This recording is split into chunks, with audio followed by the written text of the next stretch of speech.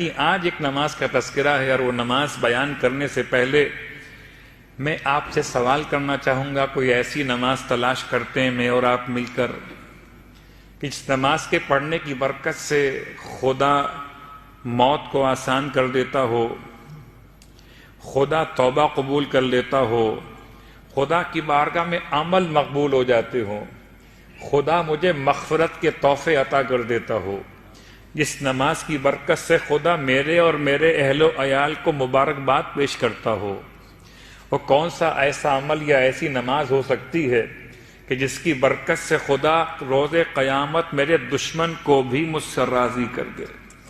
وہ کون سی ایسی نماز اور دعا ممکن ہو سکتی ہے جس کی برکت سے خدا میرے لیے دنیا اور آخرت کی روزی میں کشادگی پیدا کر دنیا اور آخرت کی روزی میں کشادگی پیدا کر دے؟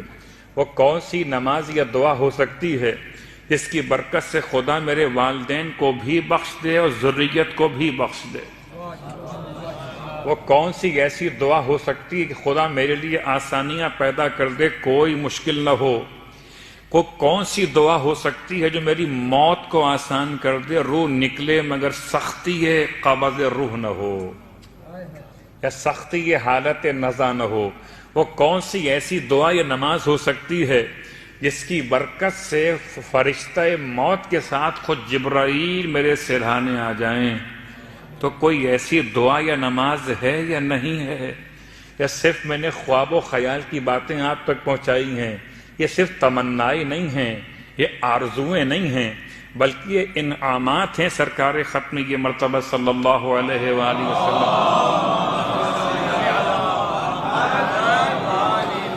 میں نے طریقہ بدل دیا، ثواب پہلے بیان کیا ہے اور نماز کو بعد میں بیان کر رہا ہوں، کہ بڑا فرق پڑ جاتا ہے۔ جیسے مارکیٹنگ ہوتی ہے، دوا بعد میں دکھاتے ہیں، دوا کے فائدے پہلے بتاتے ہیں۔ لوگ مجھ سے پوچھتے ہیں مولانا اس کے پڑھنے کا ثواب کیا؟ ثواب پہلے سن لیجئے، نماز بعد میں سنیے۔ اب آپ کے ذہن متوجہ ہو گئے۔ قسم بخدا اگر اتنی 10 چیزوں کے لیے، 10 باتوں کے لیے جو بیان کی گئی ابھی تک، ان باتوں کے لیے میں آپ سے کہوں کہ آپ نے ایک پورا قرآن پڑھنا ہوگا، آپ تیار ہو جائیں گے۔ مولانا بتائیے پڑھنا کیسے؟ الٹا پڑھنا کہ سیدھا پڑھنا؟ اب تو ایسے بھی اعمال آ گئے ہیں، وہ میں کیا باتیں بیان کروں۔ یہ عملیات کی کچھ بحث ہوتی ہیں کہ انسان کو کیسے پڑھنا ہے، مبین سے شروع کرنا ہے، مبین پہ ختم کرنا ہے، الی آخر۔ تو اگر میں آپ سے کہوں کہ ان 10 باتوں کے لیے آپ کو 10 درہم خرچ کرنے پڑیں گے، تو آپ کہیں مولانا بسم اللہ 10 تو بہت کم ہے، ہم 20 بھی خرچ کر دیں گے۔ تو وہ کون سی نماز ہے جس میں درہم خرچ نہیں ہوں گے؟ البتہ ولایت شرط ہے۔ اللہ کے رسول اپنے حجرہ مطہرہ سے باہر تشریف فرما ہوئے ہیں، اور آپ نے اپنے اصحاب کے درمیان ایک اناؤنسمنٹ کیا ہے کہ آپ میں سے کوئی ہے جو اپنے لیے رب سے توبہ کی درخواست کرنا چاہتا ہو۔ اب تک جو میں نے بیان کیا یہ تمام فائدے نماز توبہ کے ہیں۔ صلوات پڑھیں محمد والے محمد۔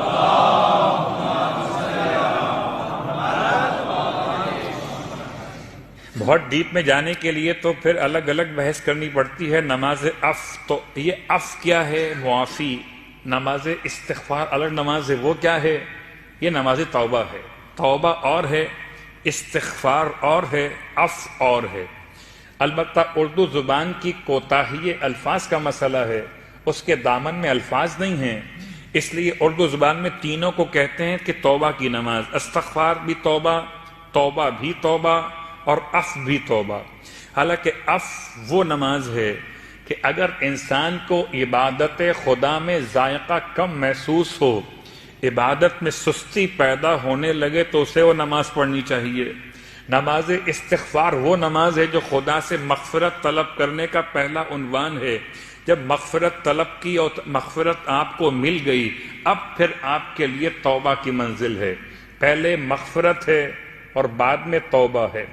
مغفرت دور سے بھی ہو سکتی ہے، توبہ مگر خدا سے قریب آ کر ہی ملتی ہے۔ اسی لیے آپ ترتیب دیکھتے ہیں، استغفر اللہ ربی من کل ذنب واتوب الیہ۔ اتوب الیہ بعد میں ہے، استغفر اللہ ربی پہلے ہے، استغفار پہلے ہے، توبہ بعد میں ہے۔ استغفار میں ندامت ہے، استغفار میں آئندہ نہ کرنے کا ارادہ ہے، استغفار میں انسان کے لیے جو کر دیا اس پہ شرمندگی، اور پھر استغفار کے بعد پھر وہ توبہ کی کیفیت۔ توبہ کی 3 قسمیں ہیں، ایک توبہ اوپر سے نیچے آتی ہے، ایک توبہ نیچے سے اوپر جاتی ہے، اور ایک توبہ پھر اوپر سے نیچے آتی ہے۔ خدا توفیق توبہ عطا کرتا ہے، یہ پہلا نزول ہے۔ پھر انسان توبہ کرتا ہے، یہ دوسرا صعود ہے۔ پھر خدا توبہ قبول کرتا ہے، یہ پھر تیسرا نزول۔ صلوات پڑھیں محمد علیہ وسلم۔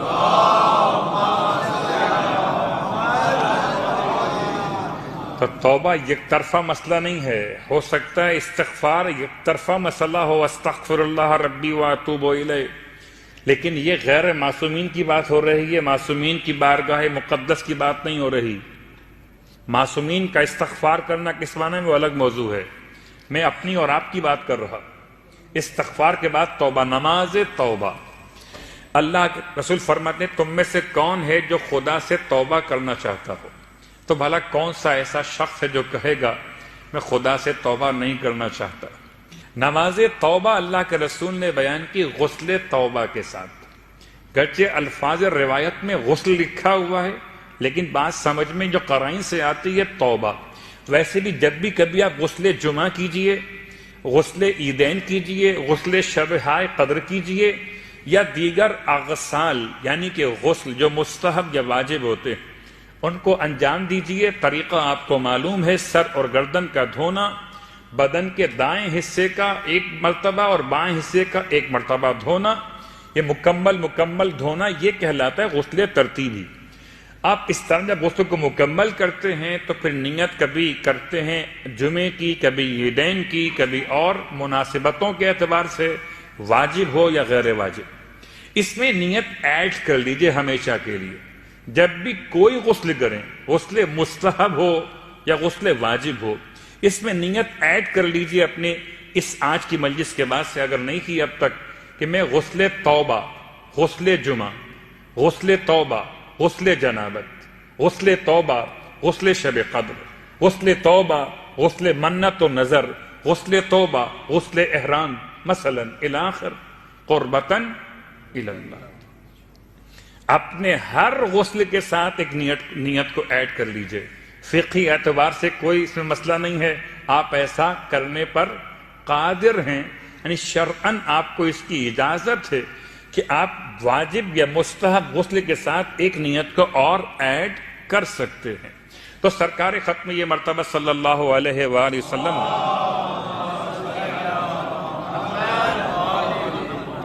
جو نماز بیان فرمائی، نماز توبہ، اس سے پہلے آپ نے غسل بیان کیا، غسل توبہ۔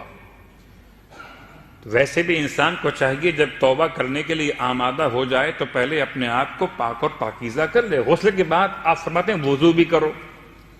اس کا مطلب یہ روایت اس غسل کے بارے میں ہے جہاں غسل کفایت نہیں کر رہا وضو کی، یا کبھی کبھی ایسا ہو سکتا ہے کہ روایت کا جو مجمع نگاہ ہو یہ ہو کہ طہارت کاملہ منعقد کی جائے، تو غسل بھی کیا جائے اور وضو بھی کر لیا جائے۔ تو دونوں باتیں آپ نے بیان فرمائی، غسل کرو پھر وضو کرو، پھر 2 رکعت کر کے 4 رکعت نماز توبہ کی نیت سے قربتاً الی اللہ پڑھو۔ ہو سکتا ہے کہ کوئی یہاں سوال ذہن میں آئے، کیا میں اپنے والدین کی طرف سے پڑھ سکتا ہوں، اپنے بھائی بہن عزیز قریب اہلیہ بچوں کی طرف سے پڑھ سکتا ہوں؟ جواب، توبہ کا مسئلہ ویسے تو اپنا اپنا ہے، میری توبہ آپ کے کام نہیں آئے گی اور آپ کی توبہ میرے کام نہیں آئے گی، اس لیے کہ آپ کے معاملات خدا سے الگ ہیں، میں لفظ گناہ استعمال نہیں کر رہا، میرے معاملات اللہ سے الگ ہیں۔ لیکن پھر بھی اگر کوئی تمام کی طرف سے پڑھنا چاہے تو شرعاً گنجائش ہے۔ 2 رکعت نماز پھر 2 رکعت نماز۔ طریقہ، سورہ الحمد کے بعد 3 مرتبہ سورہ اخلاص اور 1 مرتبہ سورہ فلق اور سورہ ناس، 3 مرتبہ سورہ اخلاص اور 1 مرتبہ سورہ فلق، 1 مرتبہ سورہ ناس۔ یہ 4 رکعت نماز میں طریقہ بالکل سیم رہے گا، 2 رکعت کر کے نماز مکمل، نماز توبہ قربتاً الی اللہ۔ نماز کو مکمل کرنے کے بعد 70 مرتبہ استغفر اللہ ربی واتوب الیہ، استغفر اللہ ربی واتوب الیہ، استغفر اللہ ربی واتوب الیہ. اور اس کے بعد ایک مرتبہ ما شاء اللہ لا قوۃ الا باللہ العلی العظیم کے بعد ایک مرتبہ یا عزیز و یا غفار اغفر لی ذنوبی وذنوب جمیع المؤمنین والمؤمنات انہ لا یغفر الذنوب الا انت یا الا انت. آپ پورا پڑھ لیجئے. یہ جملہ ایک مرتبہ ادا کرنا ہے. یہ نماز کے تمام فائدے اللہ کے رسول نے ارشاد فرمائے. ذی قعدہ کا اتوار کا دن تھا جب اللہ کے رسول نے نماز کو بیان کیا تو اصحاب نے پوچھا یا رسول اللہ کیا ذی قعدہ کے اتوار کے علاوہ بھی اس نماز کو پڑھ سکتے ہیں؟ آپ نے فرمایا جب بھی پڑھنا چاہو ثواب اتنا ہی ملے گا، چاہے مہینہ کوئی بھی ہو اور دن کوئی بھی. تو شاید پورے سال میں کوئی اور اثر ہوتا اور مجھ پر اور آپ پر توبہ کے عنوان کا، مگر ماہ رمضان میں تو سچی بات یہ ہے جتنا خدا سے قریب ہوتے ہیں. قریب کیوں ہوتے ہیں؟ کہ دنیا کی لذتوں سے دور ہوتے ہیں اور خدا سے قریب ہوتے ہیں.